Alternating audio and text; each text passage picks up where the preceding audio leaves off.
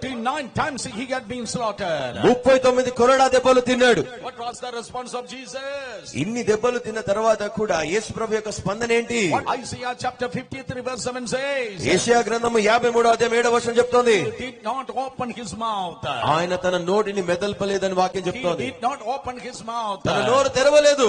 That is our pattern, my brothers and sisters. మన జీవన విధానము మనకు మాదిరి కూడా అదే. ప్రియ సోదర సోదరులారా, people don't want to give you the righteousness. మనుషులు మీకు న్యాయము చేయాలని ఇష్టపడనప్పుడు Don't open your mouth. మీ నోరు తెరవకండి. According to 1 Peter chapter 2 పేతురు రాసిన మొదటి పత్రిక 2వ అధ్యాయం ప్రకారంగా verses 21 to 23 21వ వచనం నుండి 23వ వచనం వరకు Bible says, బైబిల్ చెప్తోంది, Jesus submitted everything to the Father God యేసు సమస్త పరిస్థితిని తండ్రి అయిన దేవునికి అప్పగించాడు. and he becomes silent. ఆయన అప్పగించి ఆయన మౌని He అయిపోయాడు. submitted everything to the Father God సమస్తమును ఆయన తండ్రి దేవునికి అప్పగించాడు. and he becomes silent. ఆయన మౌని అయిపోయాడు. Listen carefully. జాగ్రత్తగా వినండి. People are persecuting you. మనుషులు జనులు మిమ్మల్ని హింసిస్తున్నప్పుడు, People are slaughtering you.